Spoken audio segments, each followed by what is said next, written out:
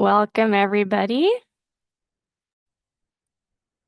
As people are trickling in, I'll welcome you to our webinar on preparing for EPR compliance.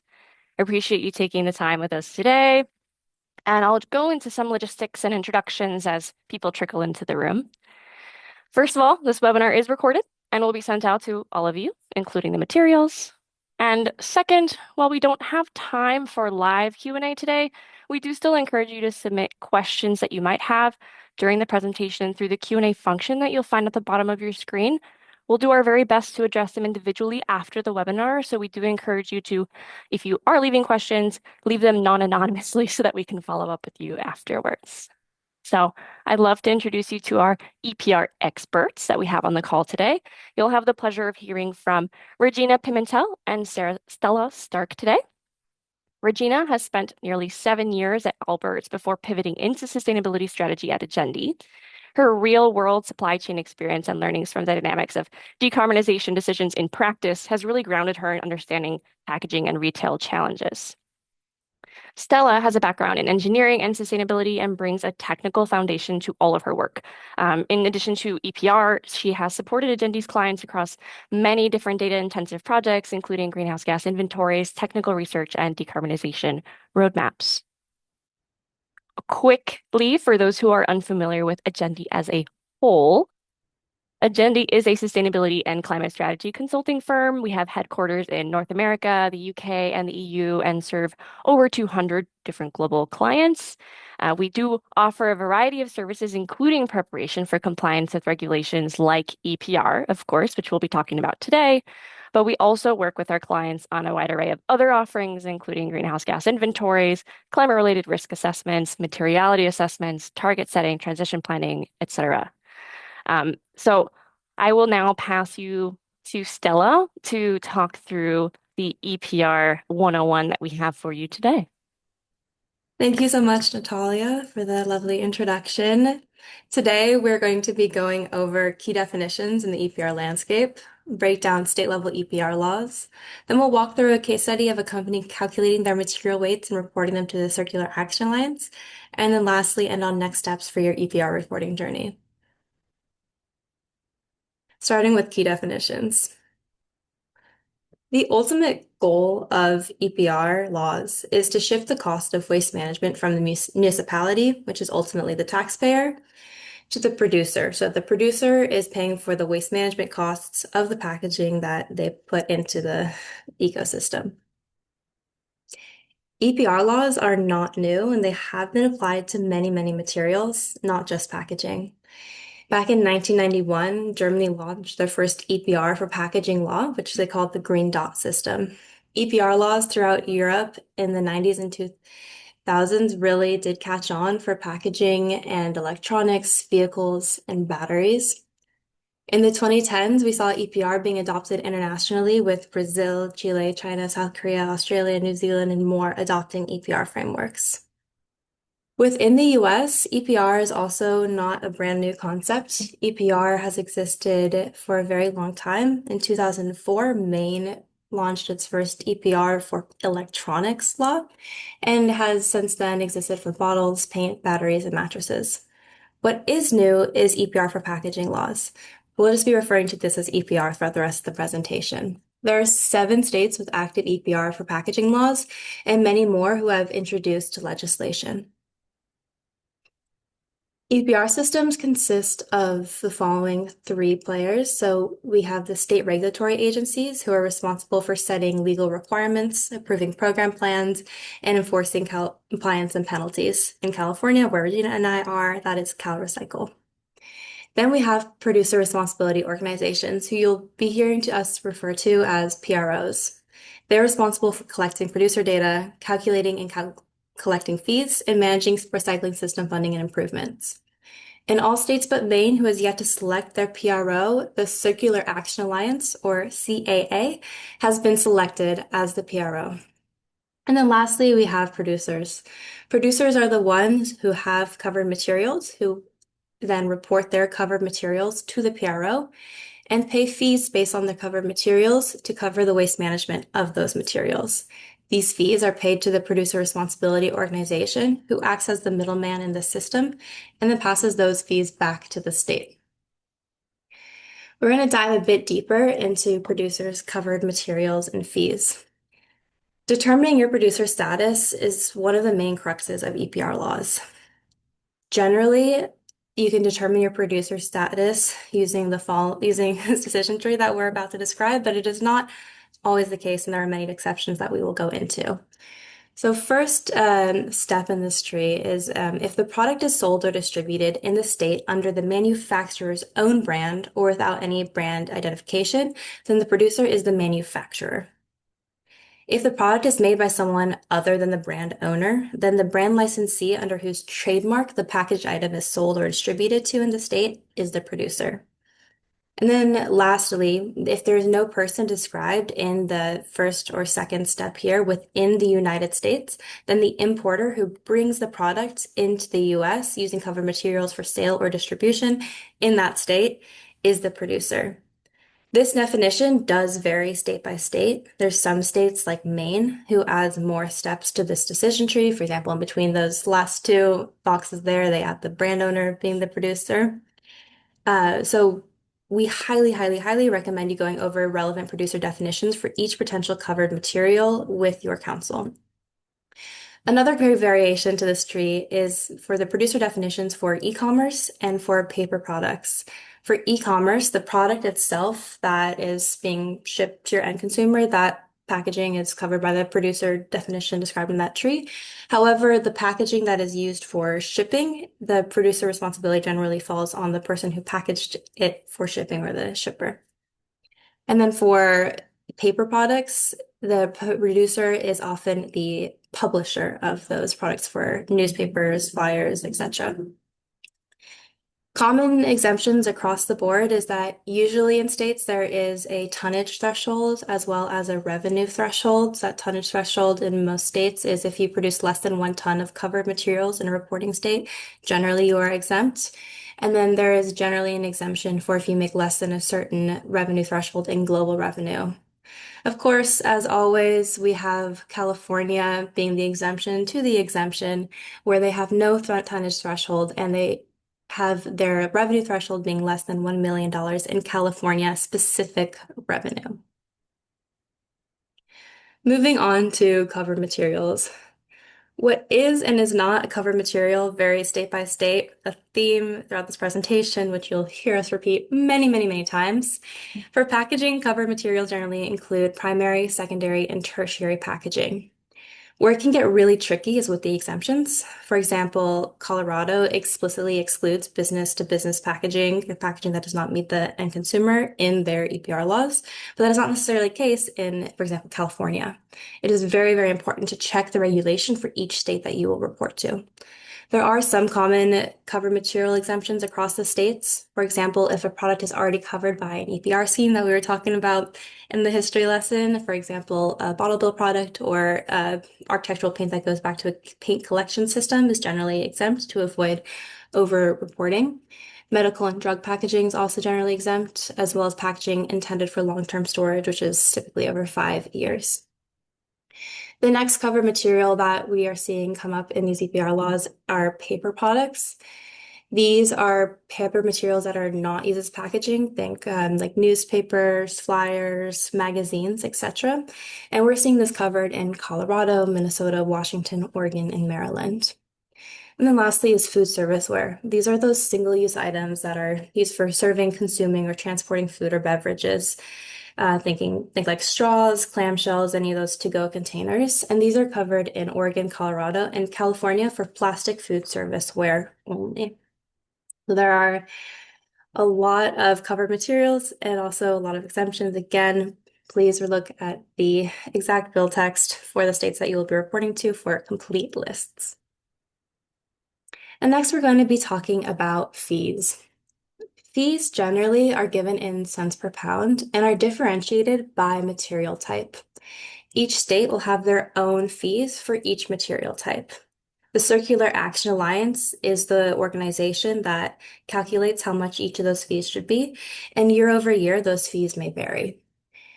Generally, how producer fees are calculated is by taking your covered material weight. This is not your covered material weight for all of your materials that you're going to be reporting on. This is for a specific material type. For example, let's say glass containers, and then multiplying that by a material specific fee. That material specific fee is the fee that the Circular Action Alliance sets. This fee is calculated by taking the waste management fee that is specific to your covered material and then adding the non-waste management fees also that has been adjusted to the to your material. Those non-waste management fees include the cost of the program, for example. This is then divided by the reported material waste of that covered material across all producers. So if we're talking glass producers, we're talking about glass here, glass containers. This is the reported amount of glass containers that everybody has reported to the state, which gets you a cent per pound fee. This fee is then adjusted by what is called eco-modulation, which is kind of an incentive program that each state sets. Eco-modulation is where either a malus is added to increase the fee to disincentivize behaviors that states want to stop seeing. For example, if a product is very hard to recycle, a state may add a malus to increase the fee here. A bonus is where a state reduces a fee, and that is to incentivize behavior, for example, by lightweighting, right sizing, or increasing the recyclability of the product. The types of eco-modulation vary across the states. The incentivized behaviors that states want to see also vary. So again, please check your state-specific requirements. This equation is not the only way that fees can be calculated for small producers. For example, in Colorado, there is a flat fee program. Another key thing to note is that fees are collected 2 years behind the data year. So in 2026, this reporting year, you're reporting based off of your 2025 data. You will not see fees on that 2025 data until next year, 2027, as the Circular Action Alliance needs some time to be able to calculate those fees. So again, this year you're reporting based on last year's data. The fees for last year's data will not be collected until 2027. With that, I'm going to be passing it over to Regina for the state level breakdown. Awesome. Thank you, Stella. Okay, so let's shift to what's happening at the state level. All right. These three states, Oregon, Colorado, and California, they are leading the charge with EPR implementation. There is a lot to these laws, and this slide just pulls out key points. So it's important to read through the fine print of each regulation with your counsel, especially if you have questions on how they apply to you as a producer. A few key differences you can tell is the differences in thresholds, which Stella reviewed, and also the program goals. They're all unique from each other. While Oregon and Colorado have statewide recycling and collection goals for their EPR programs, California has a specific reduction goal that producers need to meet throughout the program's lifetime. Producers who have registered with these three states have already received invoices from Oregon and Colorado, and will expect to see early fees from California in August. Since these states are live, we're starting to see their state regulatory departments take accountability for producers who haven't signed up yet. We're expecting them to start enforcing the penalties outlined in the regulation. For some states, it can be $1,000 a day to $20,000 per violation of noncompliance. And for some, on top of the monetary punishment, producers will be banned from selling their product in that state. You'll notice that these states have a May 31st date as their next producer deadline. That will be a common theme. The thing to note here is the difference in detail. So Oregon's supply report includes 2025's data year, and Colorado and California both add on a layer. So for Colorado, you have to submit your supply report with additional post-consumer recycled content reporting. And for California, you have to submit three things. First, your supply report, Second, your plastic component report. That includes a plastic component count and weight. And third, your first annual source reduction report. The source reduction report is essentially a plan that documents what actions your company is taking to reduce the amount of plastic packaging you're putting into the market. So things like eliminating unnecessary packaging or shifting to reusable formats. It's asking producers to demonstrate active progress towards reducing plastic at the source. One important note on Oregon is the injunction that was set earlier in February. This only applies to members of the National Association of Wholesale Distributors. So, this does mean that other producers still need to meet that May 31st deadline. There is a trial set for July 13th, so it's an important space to watch for anyone working in this regulation. All right. Maine is the next in comparison and deserves its own moment because it's taken a bit of a different path. Maine was the first state to pass a packaging EPR law. It also calls its governing body a stewardship organization, an SO rather than PRO. But most importantly, they haven't selected one yet. So the program architecture is still taking shape. That being said, the CAA has applied to be their SO and is has assigned them the same May 31st deadline. But for that report, producers will only need to fill out a simplified report, more high level 2025 data. And the Department of Environmental Protection in Maine did release a timeline with the regulation with an anticipated schedule. So the SO will invoice producers in July to cover startup registration fees. So while the reporting bar is lower this year, the financial obligation is still there according to the schedule. These three states, Minnesota, Maryland, and Washington, follow a similar pattern. They've passed laws. They have the same May 31st simplified reporting deadline. They've all chosen CAA as their PRO. In fact, Washington just chose theirs earlier this March. And these three states, their program implementation dates are out to 2029. So that means that fees aren't hitting until 2029, but the obligation to register and report is active right now. For these three states, the CAA is requesting a data deadline aligned with all the other ones. And CAA is asking for that data now because it allows them to establish baselines, set fee structures, and design the program before it goes live. They need to understand the landscape before they can build the system. Okay, so let's make this concrete. We'll walk through what EPR compliance looks like in practice.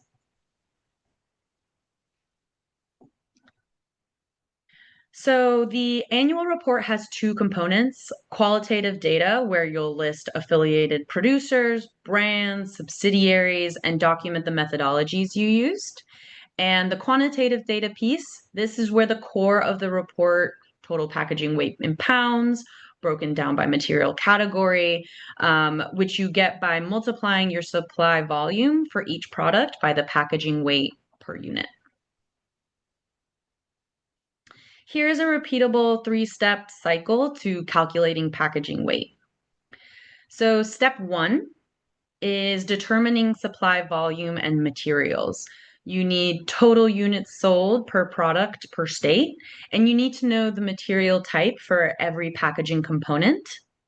Step two is calculating packaging weight. You have two methodology choices here, specific material reporting and average bill of materials, which we'll cover both of those in a moment.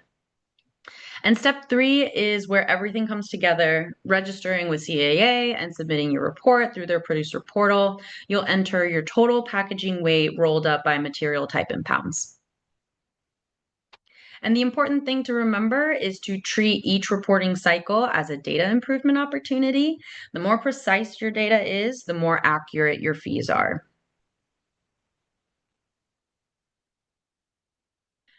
So the two paths for calculating packaging weight in that step two, specific material reporting or SMR, which uses exact weight for every SKU. This is currently the gold standard for accuracy and CAA's preferred method. So if you have the data, you should use it. Average bill of materials, or ABOM, is the practical alternative for companies. This is most helpful for companies with large, diverse product portfolios where you don't have exact SKU packaging data. So what you do is you group similar SKUs into subgroups by packaging profile. So in this example, we have small, medium, large formats. You weigh one representative sample per group and then apply those weights by their sales share. For right now, the average bill of materials method is acceptable per the CAA, but they do want producers to move to a more detailed, accurate weight reporting in the future. All right, let's walk through a concrete example. Let's say a company sells two products, an olive oil and a hot sauce. To file their EPR report using SMR, they need three things: units sold per state, the bill of materials showing weight per component per SKU, and the material type classification for each component. Sources for each of these are fairly standard throughout the industry. We can look at point of sale data, supplier specs, or even sustainability team records. Okay, so here's what the math will look like. We currently have the units sold by SKU. We also split each SKU into each material component, and then multiply the units sold by the pounds per unit. So that'll give you your total weight of material components. Perfect. So a quick note in this hot sauce example was that we've noted that the HDPE plastic cap here is flagged as separated, which matters for how it's classified in the report. This multiplication is the core of the quantitative exercise here. It sounds simple, but doing it across hundreds or thousands of SKUs is where the operational complexity really lives. Once you've run the math, you aggregate by the CAA material reporting category. For example, glass is categorized as glass containers in some states, aluminum becomes aluminum containers, and so on. In this example, the total reported weight is 24,300 pounds. Things to keep in mind when you submit: the CAA will review and validate your submission. So you should retain all supporting documentation, and you should be prepared to respond to follow-up requests. So I'll close this section out with four things that make the reporting process just a bit more difficult for producers. First, separable versus non-separable components. It's that plastic cap from that hot sauce example. So a plastic cap that a consumer can remove before throwing it away gets classified differently than a laminate coating that's bonded to the packaging. The distinction affects your material categories and potentially your fees, so it's important to audit your packaging carefully and not assume every component gets lumped in together. Second, bundles and multi-packs need to be reported separately from the individual unit packaging. So they're explicitly excluded from that component threshold rule. In practice, if you sell a 6-pack of hot sauce, the outer cardboard sleeve or shrink wrap that holds them together gets reported independently from the packaging on each individual bottle. So it's easy to overlook, but depending on your product mix, it can add up to a significant amount of weight. Third, each employer identification number files separately. If your company operates multiple legal entities, each one has its own filing obligation. And fourth, eco-modulation fees are on the horizon, as Stella mentioned, so the packaging choices you are making today will affect what you pay in the future. But the bottom line here is that the compliance process is manageable, but it rewards early preparation. The companies that are building clean data infrastructure now are going to be in a much better position, both on fees and on risk. All right, so let's talk about the road ahead. So 2026 is a busy year for EPR. Let's walk through it quarter by quarter. In Q1, we saw Oregon and Colorado invoices being sent to producers in January. There was an option to break them out into two payments, so that's why you see them come up again in Q3, if that's what you chose. The biggest near-term milestone is that May 31st deadline that we really drilled in. And Q3, we have a few things to look out for. The Oregon court trial is scheduled for July, which will be a significant moment for how that program evolves. And July is also the registration deadline for Maryland's EPR program through the CAA.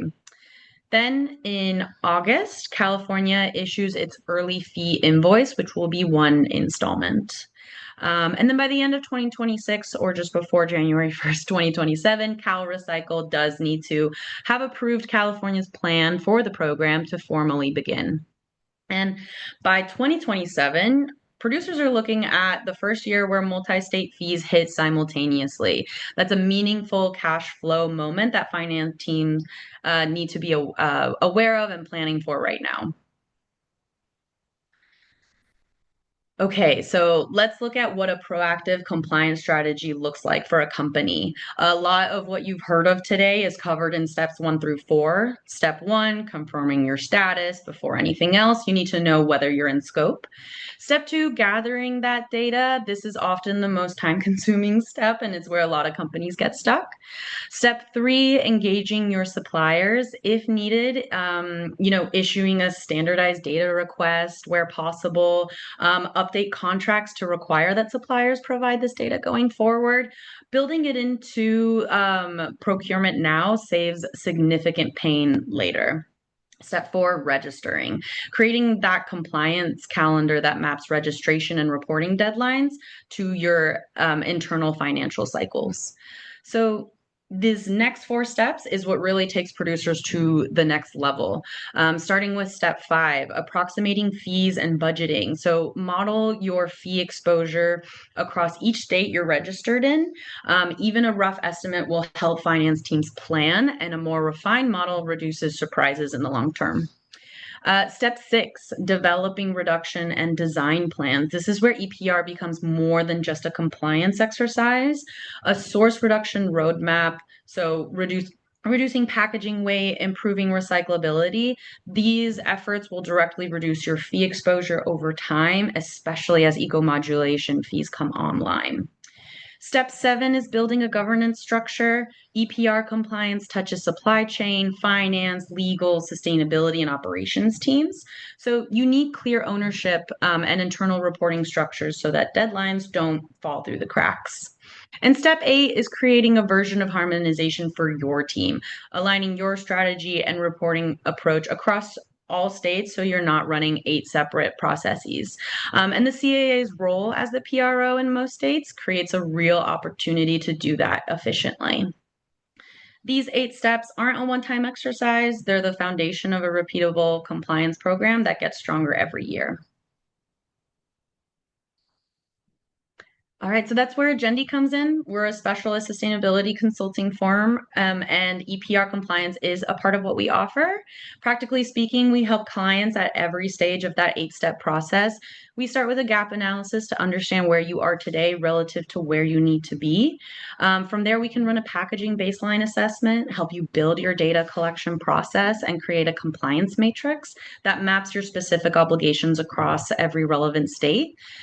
We also can help forecast fees based on producer fee data from the CAA.